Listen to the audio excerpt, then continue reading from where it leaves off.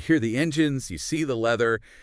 There's just something about motorcycle clubs, isn't there? That kind of pull, freedom, maybe a bit of danger, too. Oh, absolutely. But it's often, much more complex than just the image. And that's what we're getting into today, right? Exactly. We're focusing on the Warlocks Motorcycle Club, Okay. specifically the ones around Pennsylvania, New Jersey, that area. Okay. We've pulled together stuff from, well, all over news reports, government docs, even their own website, trying to piece together the story. Gotcha. So the mission for us and for you listening is to really break down what we found. We want to pull out the key stuff about the Warlocks. Yeah, like where they came from, what their patches and symbols really mean, who joins. And how they fit into the bigger picture with law enforcement, other clubs, all that. Right, basically give you a solid understanding without you having to read all the source material yourself. A deep dive. So let's start at the beginning. Where did the Warlock story kick off? Okay, so the sources point to February 1967. That's the founding date. 67. Whereabouts? Southwest Philadelphia initially, and right next door in Delaware County. Think Chester City, Upper Darby. And they had a few names back then.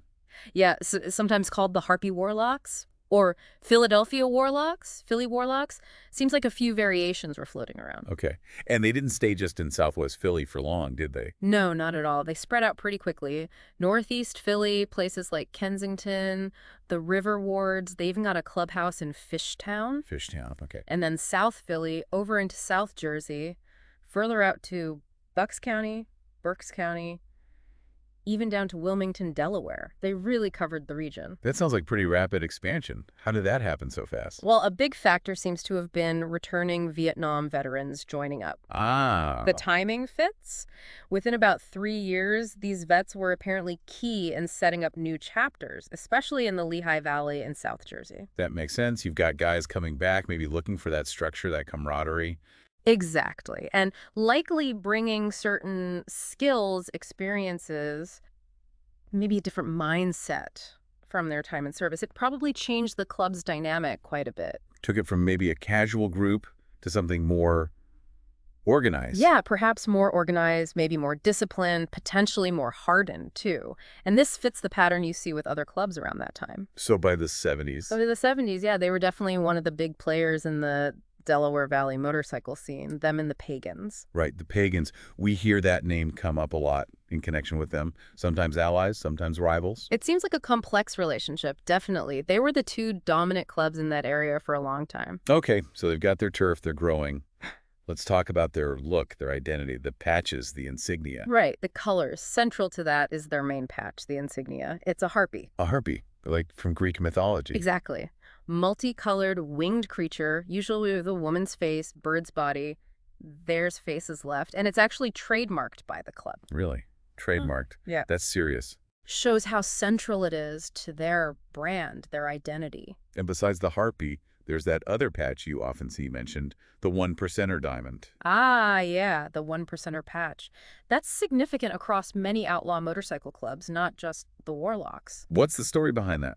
Well, the legend goes it stems from an old statement, supposedly by the American Motorcyclist Association, saying 99% of riders are law-abiding citizens. Implying the other 1% aren't. Precisely. So clubs like the Warlocks took that 1% label and wore it almost like a badge of honor, a symbol of being outside the mainstream, outside the rules. Defiant. Okay. And their colors, the actual colors on the patch. Red and white, that's their scheme. So the harpy, the 1%er patch, the red and white colors. Yeah. But it goes deeper than just stuff they wear, doesn't it? The sources mention tattoos, mandatory ones. Yeah, this is pretty stark. The information indicates members have to get 3 specific tattoos. Which are? A swastika, a nude woman, and the words, "Born to Lose." Wow. Okay. A swastika. That's obviously incredibly potent and offensive imagery. Absolutely. And making it mandatory really tells you something about the club's ideology, or at least the image they project, and the level of commitment they demand. Yeah. It's not just joining a club, it's branding yourself permanently with some very extreme symbols. Born to lose as well. It all paints a picture of fatalism, rebellion. Definitely rebellion. Maybe a rejection of conventional success or values. It really emphasizes that outlaw identity, going way beyond just riding motorcycles. It's a permanent mark of belonging to that specific worldview. A very clear and, stark picture. Okay, let's shift gears slightly. How was the club actually put together. Yeah. The organization. Well, they have what's called a mother chapter, the original one, based in Philly. Right. Then they have other chapters spread out, Delaware County, South Jersey. We mentioned Maryland and Delaware, too. And within those chapters, is there a structure? Oh, yeah, a formal hierarchy. President, vice president, secretary, treasurer, sergeant-at-arms. Pretty standard for many motorcycle clubs, actually. Yeah. Keeps things organized, enforces rules. Okay. And who gets to be a member? What are the rules for joining? The requirements we found are pretty specific. You have to be a white male, Okay. over 18, and you have to own a Harley-Davidson motorcycle, not just any bike. A Harley. Right. And didn't you mention something earlier about criminal records? Yeah, that's a really interesting point from the sources. Apparently, when the club first started, back in '67, only convicted felons could join. Only felons. Seriously. That's what the information suggests. Hmm. Which, really sets a certain tone from the very beginning. It implies they were actively seeking out individuals already living outside the law? That specific requirement might have changed over time, presumably. Presumably, yeah. But it certainly points to their initial identity. We do have a rough membership number from '89, just for New Jersey. What is that? An official state report estimated between 60 and 130 members just in Jersey back then. Gives you some sense of scale, at least for one state. Okay, 60 to 130 in Jersey alone in '89. So a decent number. Now, this leads us into the tougher side of things, the criminal allegations. This is where that outlaw term gets very real. Indeed. Law enforcement agencies tend to classify the Warlocks. They're generally seen as what's called a second-tier outlaw motorcycle gang. Second tier, meaning? Meaning they're considered significant, but maybe not on the same national or international scale as the really big names, the ones often called the Big Four, like the Hells Angels, the Outlaws, Pagans, Banditos. Those groups tend to have a much wider reach. But second tier still implies serious criminal involvement. Oh, definitely. The allegations against the Warlocks are broad. We're talking things like drug distribution, narcotics, prostitution, kidnapping, burglary, selling stolen goods, violence, even murder. It's a long list. Drugs seem to pop up frequently in the sources, right? Yes, particularly methamphetamine. The report suggests they were heavily involved in meth trafficking, especially back in the early 1980s. And then branched out. Seems so. Later expanding into cocaine distribution as well. Drug trafficking is, unfortunately, a common thread in the documented activities of many outlaw motorcycle clubs. The networks are often already in place. And they weren't operating in a vacuum. You mentioned the Pagans earlier. Alliances, rivalries. Both. They are reportedly allied with the Pagans, which is interesting given they're both major players in the same region. An alliance of convenience, maybe? Could be. Strength in numbers, shared interests, perhaps. They've also been linked, according to the sources, with the Philadelphia crime family, the mafia, in some criminal activities. Okay, that's a significant connection. Yeah. On the flip side, they have known rivals. The Breed Motorcycle Club is mentioned. And interestingly, there's another separate club called the Warlocks down in Florida, and they are rivals too, so the name isn't unique to this group. So, allied with the Pagans, associated with the Philly mob, rivals with the Breed and the Florida Warlocks. It's a complex web. Very much so. That connection with the Philly crime family, the sources mention specific things in New Jersey. Like what? Using strong-arm tactics related to labor unions. Specifically, Roofers Union Local 30 in Atlantic City was named. So basically acting as muscle for organized crime within the unions. That's the implication, yes. Yeah. Using their reputation for violence and intimidation to influence things beyond just their own club business, it suggests a deeper integration into the organized crime landscape of the region. That's quite a reach. Oh. Okay, let's talk about some specific incidents that stand out in the reports. The murder of Police Sergeant Ippolito Gonzalez in 1995. Oh. That sounds horrific. It was a really tragic and high-profile case. 2 Warlocks members, Robert Mudman Simon and Charles Shovel Staples, were stopped by Sergeant Gonzalez. They'd just done a burglary. Simon shot Sergeant Gonzalez, killed him right there. Apparently, Simon was already on parole for a previous murder and was desperate not to go back to prison. Unbelievable. Already killed before, on parole, and then murders a police officer. Yes. Simon was caught, convicted, sentenced to death. The sources also note he was later killed himself by another inmate while on death row. A grim story all around. Truly awful. It really highlights the potential for extreme violence. Absolutely. And it wasn't an isolated type of event, unfortunately. There are other incidents. Like the confrontation with the Pagans you mentioned. Yeah. Even though they're allies. Right. Back in 2010, Warlocks members apparently walked into a bar in Gloucester City wearing their colors, where pagans were gathered. Just walked in. Yeah, it sounds like it could have easily escalated. Even with alliances, there's always that undercurrent of territory, respect, maybe testing boundaries.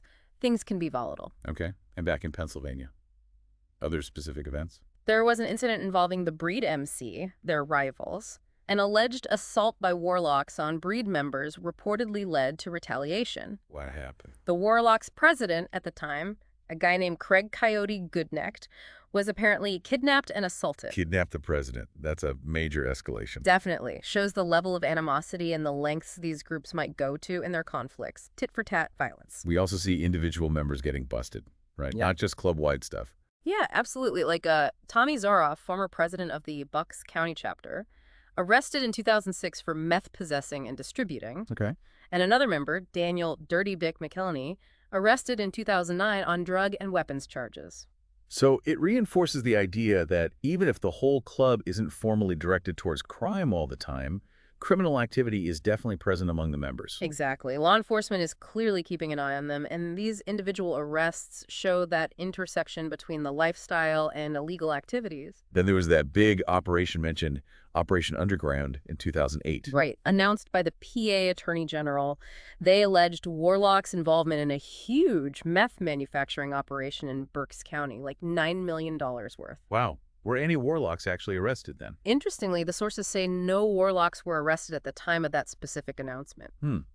So allegations and investigations, but maybe not direct charges from that specific operation. It seems that way, but it still shows law enforcement believes they were connected to very large-scale drug production. It puts pressure on the club, disrupts things, even without immediate arrests. Okay, and then probably the most disturbing incidents mentioned are the murders of prospective members in 2017 and 2020. Yeah, these are really grim. Two separate cases. First, David Russillo Jr. in 2017, he was hoping to join. Yeah. He was murdered by a Warlocks member named Michael DeMauro, shot, strangled. His body was found dumped in a crypt at Mount Moriah Cemetery. In a crypt. Good grief. And then, just 3 years later, 2020, another prospective member, Keith Palumbo, What happened to him? killed by another Warlocks member, Michael DeLuca, shot at the Warlocks clubhouse in Philly, and his body Let me guess. dumped in the same crypt at Mount Moriah Cemetery. That is chilling. The same crypt. Yeah. Several accomplices pleaded guilty to helping dispose of Palumbo's body. DeMauro, the first killer, got life in prison for first-degree murder. DeLuca, the second killer, pleaded guilty to third-degree murder. But do we know why? Why kill guys who wanted to join your club? That's the thing. The sources say the motives for these killings remain unknown, which just adds another layer of darkness to it all. It raises serious questions about internal discipline or maybe paranoia or just extreme violence within the club itself. It's such a stark contrast. This idea of brotherhood, loyalty, that club's project, Right. versus killing your own prospects and dumping them in a crypt. It's hard to reconcile. It really is. You have the symbols, the structure, the feeling of belonging that must attract people, but then you have the mandatory tattoos with, frankly, hate symbols. You have the long list of criminal allegations from law enforcement, and then you have these incredibly brutal murders. It shatters any kind of romantic notion about the outlaw life. So wrapping this up, thinking about everything we pulled from the sources, what's the picture we get of the Warlocks? Well, you see a club with a really long history in the Delaware Valley, going back over 50 years, a very distinct identity, the harpy, the colors, those specific tattoos. A clear organization, the mother chapter, other chapters, leadership roles. Right. But also, undeniably, a significant and documented history of alleged criminal activity, running the gamut from drugs to violence and connections to wider organized crime. And these really disturbing, specific, violent incidents, including murder within their own potential range. Exactly. It's that contrast again. The camaraderie versus the crime. The mythology of the rebel versus the brutal reality of violence. So the final thought we want to leave you with, after digging through all this, is maybe to think about what this story tells us. Yeah, what does the history of the Warlocks Motorcycle Club reveal about how group identity works? What is it that draws people into a life like this one percenter world? What is the appeal of that rebellion? And on the other side, what are the challenges for society when you have groups that operate so far outside the usual rules and laws? It really makes you think about all the different angles, the different perspectives that are contained just within the story of this one club, doesn't it? Lots to chew on there.